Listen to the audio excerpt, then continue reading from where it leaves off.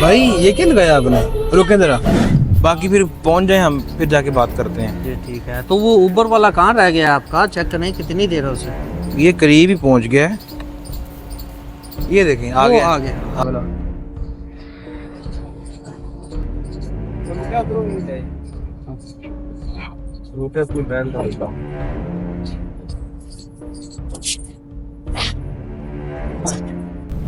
और भाई ठीक है आप? आप सुनाएं, खैर से ठीक है।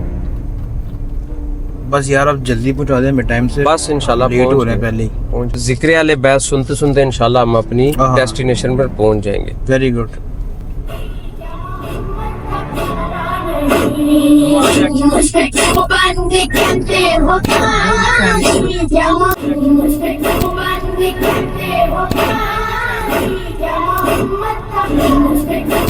भाई ये क्या लगाया आपने, रुके जरा, रुके, गाड़ी भी स्टॉप करें, इसको भी स्टॉप करें, रुक जाए। कर सब आप लेट नहीं थे हो रहे? और यार उसको छोड़ो, अल्लाह के बंदे, ये कौन सा जिक्र अहले बैत लगाया हुआ तुमने? जिक्र वाले बैत से क्या परेशानी हो सकती है? जिक्र अहले बैत हर हाल में हर जगह बेहतरीन है, लेकिन पहले मुझे आप बताएं, आप अहले सुन्नत में से कि नहीं? हाँ मैं अहले सुन्नत हूँ। तो ये जो आपने नोहा लगाया हुआ है, ये किस मकसद के तहत लगाया हुआ है? हमारे अहले सुन्नत के यहाँ तो सुनना जायज़ ही नहीं है। कारी साहब, नबी की आल का खून बहाया गया है, मेरे ख्याल से तो मातम ही बनता है। इस पर वही नासिर भाई आपकी बात ठीक है, इस पर हम मातम ना करें तो और क्या करें फिर? नासिर भाई इधर देखें जरा, मेरी बात सुनिए। अभी आपने कहा कि आप लोग अहले सुन्नत से हैं, तो आप बातें अहले अक्ल वाली कर रहे हैं। हमने अपनी अक्ल को दीन के पीछे रखना है, ना कि दीन के आगे। वो कैसे? वो ऐसे कि हजरत अली रज़ी अल्लाह तआला अन्हु फरमाते हैं कि अगर दीन के मामलात अक्ल के ज़रिए समझ आने होते हैं ना, अक्ल से हमने सोल्व करने होते, तो फरमाते हैं कि मैं मोज़ों का मसा नीचे से करता, ऊपर से ना करता। क्यों? अक्ल यही कहती है कि मसा नीचे से करें, ऊपर से ना करें। यानी दीन की कोई बात आप तक पहुंचती है, उसके ऊपर अमल करना है कि नहीं करना, तो पहले आप दीनदार लोगों से पूछें, ना कि अक्ल वालों से पूछें।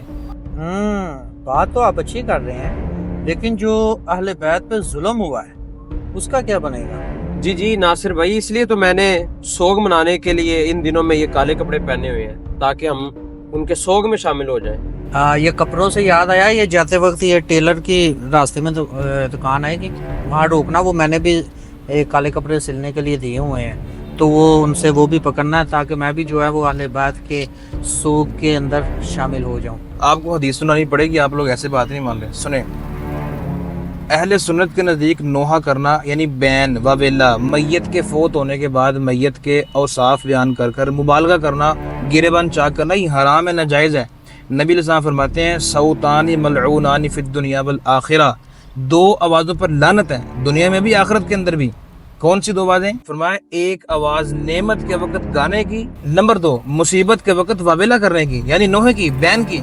भाई समझ से बाहर है मामला। नबी अलैहिस्सलाम के नज़दीक वो मलऊन आवाज़ें हैं, आप उनको लगा के ज़िक्र अहले बैत में शुमार कर रहे हैं। ला हौला वला कुव्वता इल्ला बिल्लाह। नोहे के मुतालिक सख्त वईद नहीं है, इसको कुफर कहा गया है, यानी ये ज़माना जahलियत की कुफर वाली बातें हैं। कैसे? वो ऐसे कि आपने मुस्लिम शरीफ का नाम सुना, किताब मुस्लिम शरीफ? जी जी मानता हूँ मैं। मुस्लिम शरीफ की जिसे बात के नबी अलैहिस्सलाम फरमाते हैं, दो बातें कुफर की बातों में से हैं। नंबर 1 किसी के नसब पर तान करना, और नंबर 2 मैयत पर नोहा करना। मेरे ख्याल से अब तक तो आपको बात समझानी चाहिए। महबूब अलैहिस्सलाम आवाज़ को मलऊन फरमाए, कुफर की बातें इरशाद फरमाए, उलमा इसको नाजायज़ फरमाए, और आप अहले सुन्नत होके इन बातों को ज़िक्र अहले बैत कर रहे हैं, ये बहुत बड़ा बुहतान है शरीयत के अंदर। रही बात काले कपड़ों की, तो याद रखें, सोग की वजह से किसी कपड़े को रंग को खास करना जायज़ नहीं है।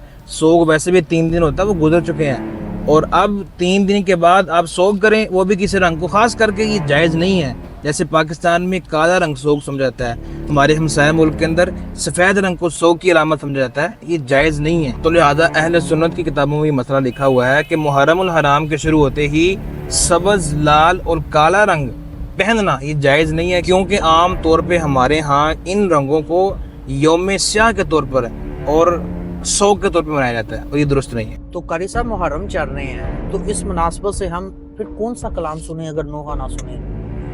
आप गाड़ी चलाएं, मैं लगाता हूँ कलाम, कौन सा सुनना है ये सुने। आपको ज़ौक़ ना आए तो मुझे कहना। आप बाग जन्नत के हैं बहरे, मदह खाने अहले बैत تم کو مجھا نار کا اے دشمنان اہل بیت